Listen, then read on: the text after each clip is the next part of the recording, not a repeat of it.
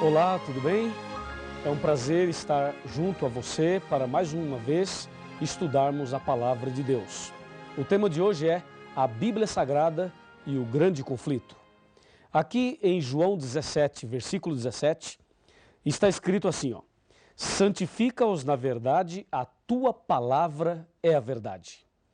Lá em Salmo 119, versículo 105, está escrito: lâmpada para os meus pés é a tua palavra e luz para os meus caminhos. Portanto, quem estuda a Bíblia é iluminado. Tem uma luz especial, a luz da verdade. Acontece o seguinte: a Bíblia Sagrada é um livro que tem 66 livros, 66 pequenos livros, sendo 39 no Velho Testamento, 27 no Novo. A Bíblia tem 1.189 capítulos e 31.102 versículos. Ela foi escrita por aproximadamente 40 pessoas em um período de 1.600 anos aproximadamente. Foi escrita em hebraico, aramaico e grego e já foi traduzida em mais de 1.500 línguas e dialetos. O autor da Bíblia é Deus e o personagem central da Bíblia é Jesus Cristo. Assim, você tem alguma informação a mais a respeito da Bíblia Sagrada. Acontece que a Bíblia Sagrada é a palavra de Deus e Satanás não gosta da palavra de Deus. Esse problema podemos detectar logo no começo, lá no livro de Gênesis. Em Gênesis capítulo 2, versos de 15 a 17, Deus disse a Adão e Eva: no dia em que comeres desse fruto, certamente morrerás. E lá em Gênesis 3, verso 4, Satanás, usando a serpente, disse: pode comer, que certamente não morrerás. Você percebeu que a palavra de Deus era: certamente morrerás. E a palavra torcida de Satanás foi: certamente não morrerás. Ou seja, Satanás acrescentou um não à palavra de Deus. E sabe o que diz Apocalipse capítulo 22, versículos 18 e 19? Eu vou abrir aqui a Bíblia e vou ler para você. Apocalipse 22, 18 e 19. Eu, a todo aquele que ouve as palavras da profecia desse livro, testifico: se alguém lhes fizer qualquer acréscimo, Deus lhe acrescentará os flagelos escritos nesse livro. E se alguém tirar qualquer coisa das palavras da profecia desse livro, Deus tirará a sua parte da árvore da vida e da cidade santa que se acham escritas nesse livro. Percebeu? Não se pode acrescentar e não se pode tirar nada. E lá em Gênesis, percebemos Satanás acrescentando uma palavra à palavra de Deus. E aquele acréscimo trouxe algum problema? Claro que trouxe. Ali, baseado naquele acréscimo de Satanás, surgiu a doutrina do espiritismo, de que a pessoa não morre. E isto tem trazido dificuldades hoje para muita gente, e hoje um dos temas mais debatidos é o tema da morte. Para onde a pessoa vai depois que ela morre? Vai para o céu? Vai para o inferno? Vai para o purgatório? Vai para o mundo dos espíritos? Vai para o seio de Abraão? Vai para o cemitério? Para onde vai? Fica flutuando? Reencarna? Não reencarna? E aí? Veja, toda essa questão que eu acabei de colocar foi despertada e foi colocada aí a partir daquele momento em que Satanás, usando uma cobra, disse a Adão e Eva: certamente não morrerás. Quando as pessoas acrescentam alguma coisa ou tiram alguma coisa da palavra de Deus, consequentemente, teremos problemas. Durante toda a história, Satanás sempre tentou mexer, mudar, atrapalhar a palavra de Deus. Nos nossos dias, podemos perceber a sutileza de Satanás ao tentar mexer na palavra de Deus. Vamos analisar isto com bastante carinho, com bastante atenção. Me acompanhe aqui no raciocínio desse ponto do tema. Hoje existem muitas versões da Bíblia, muitas traduções da Bíblia, não é verdade? Existem tantas versões que você pega um versículo e analisa em várias versões e, se não tomar cuidado, uma ou outra parece não traduzir corretamente aquele texto. Aquele texto do hebraico, ou do aramaico, ou da língua grega. E parece que alguns versículos ficam assim meio que no ar. Algumas pessoas tentam interpretar o versículo e aí complica mais ainda. Por exemplo, há algumas Bíblias aí que, quando você pega Apocalipse 1, versículo 10, ali diz: fui arrebatado do Espírito no dia do Senhor. Só fala isso, não diz mais nada. Aí algumas pessoas colocam no rodapé lá embaixo da Bíblia, dizendo, o dia do Senhor é o domingo. E já colocam ali o seu ponto de vista. Dessa forma, as pessoas começam a tentar mexer no texto sagrado. Isto não pode. Outras traduções tiram algumas palavras. Por exemplo, a tradução Novo Mundo. A tradução Novo Mundo da Sociedade Torre de Vigia, quando cita lá João capítulo 1, versos de 1 a 3, e diz, no princípio era o verbo estava com Deus e o verbo era Deus. Depois no verso 14 diz, e o verbo se fez carne e habitou entre nós. Aquele verbo é Jesus. E Jesus é apresentado em João como Deus Criador.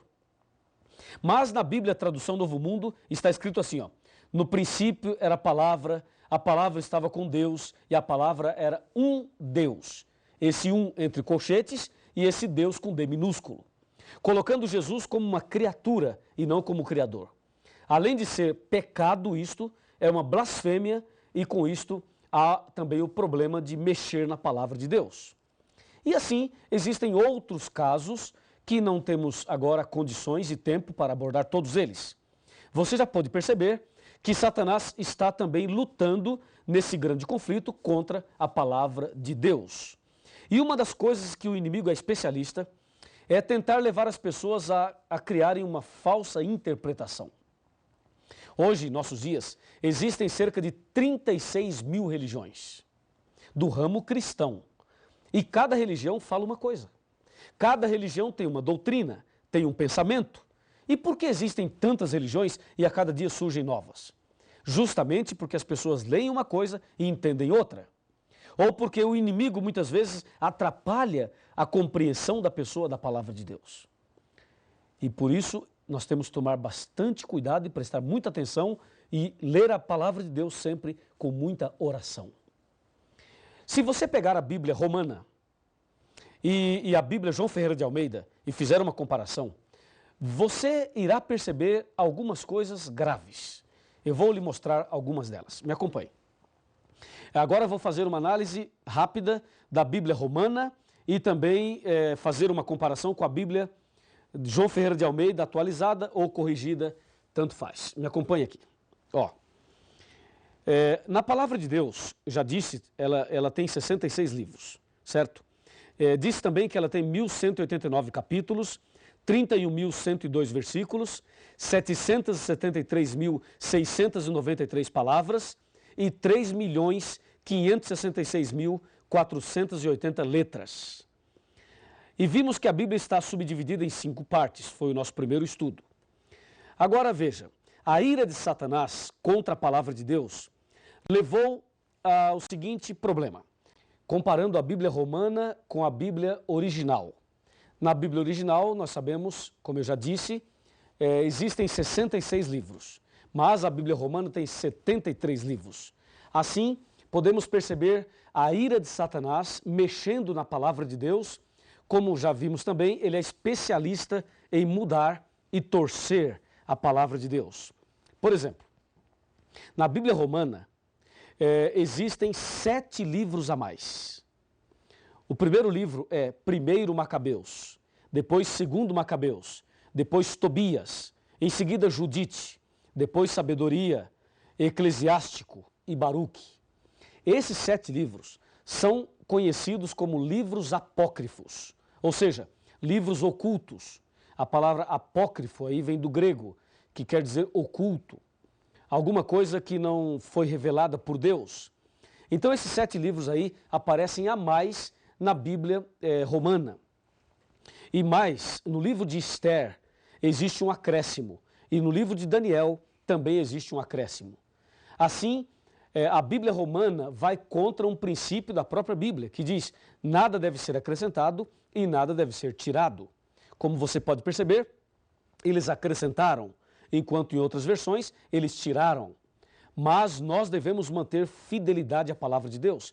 E hoje, em nossos dias, muitas pessoas não aceitam certos pontos bíblicos porque dizem, isso está no Velho Testamento. Veja, as pessoas às vezes acham que pelo fato de estar no Velho Testamento não devem aceitar. Quantas e quantas pessoas dizem, eu não aceito isso nem aquilo porque está no Velho Testamento. Uma vez eu conversei com um pastor evangélico. E esse pastor me disse, olha, eu não aceito os 10 mandamentos porque isso se encontra no Velho Testamento. Eu perguntei, pastor, só porque está no Velho Testamento o senhor não aceita? Ele disse, sim. Se você me mostrar no Novo, eu aceito. Eu disse, eu vou lhe mostrar no Novo, mas antes quero lhe fazer uma pergunta. Na sua igreja o senhor pede dízimo? Ele falou, claro, o dízimo é sagrado. Perguntei a ele, então, onde o senhor encontra a orientação do dízimo na Bíblia? No Novo ou no Velho? E ele disse, no Velho. Então, pastor, por que o senhor aceita o dízimo que está no Velho e não aceita os 10 mandamentos que se encontram no Velho Testamento também? E ele não soube me explicar. Percebe? A Bíblia Sagrada é uma só. Ela deve ser aceita integralmente. E não se pode acrescentar e também não se pode tirar. E espero que isso esteja claro para você.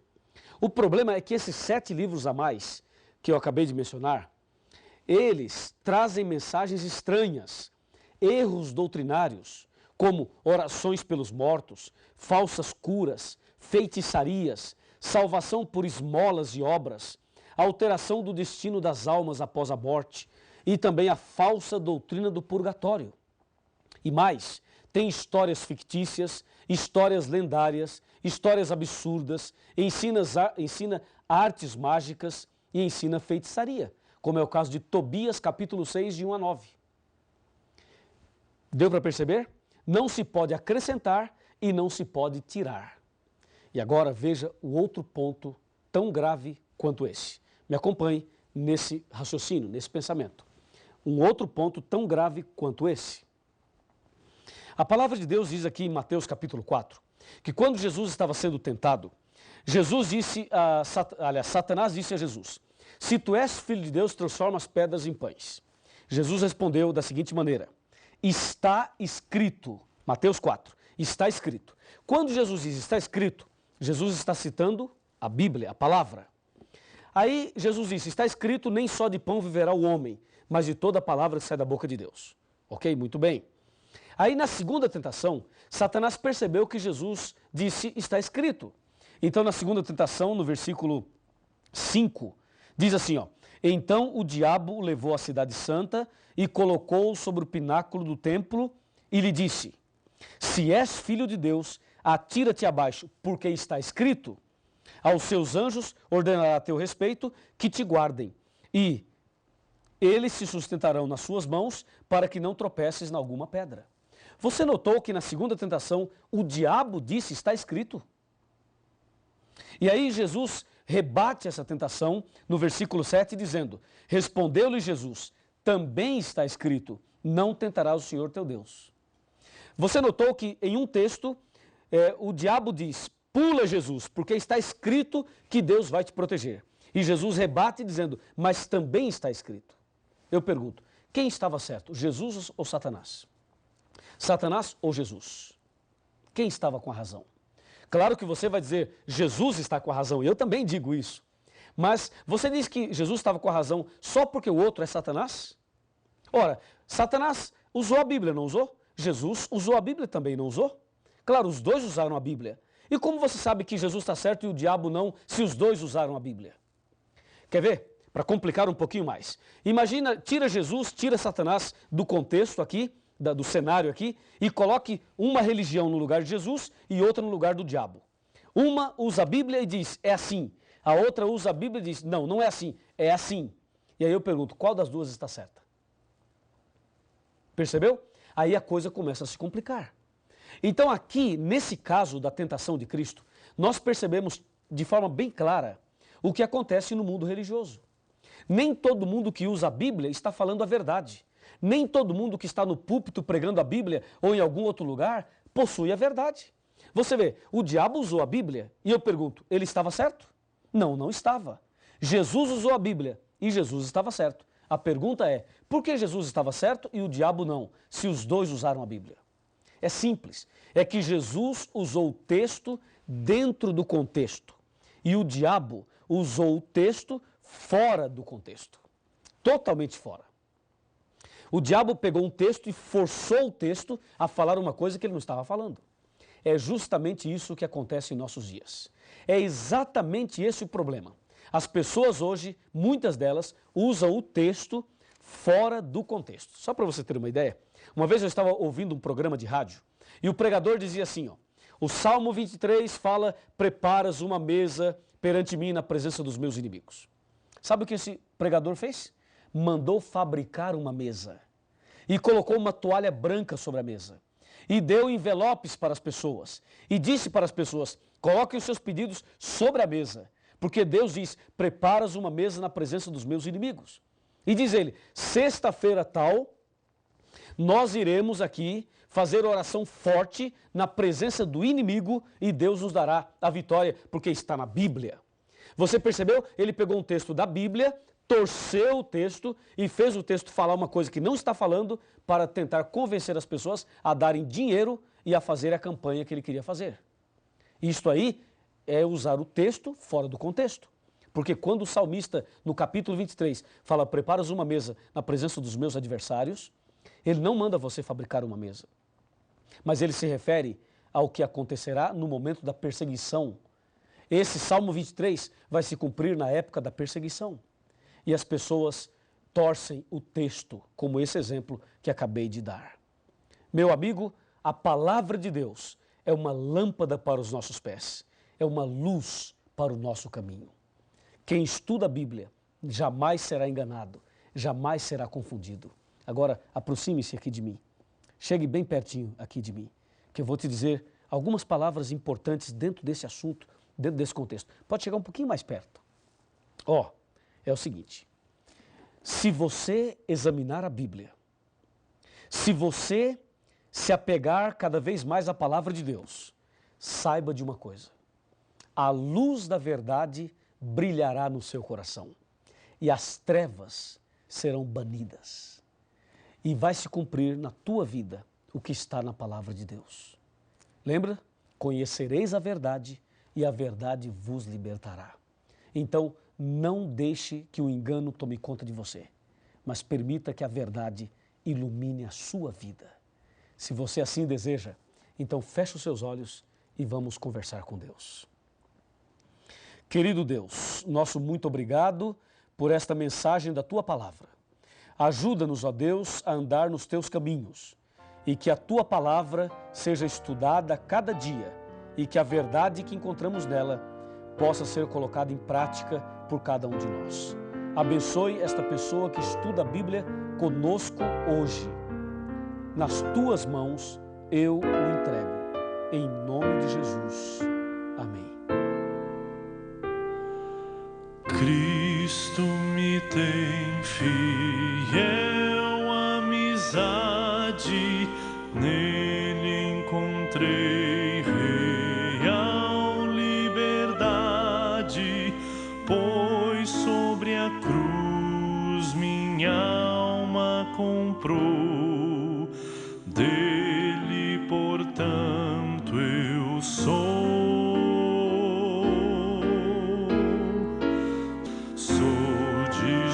Jesus agora, meu é Jesus também, meu Ele é agora, meu para sempre.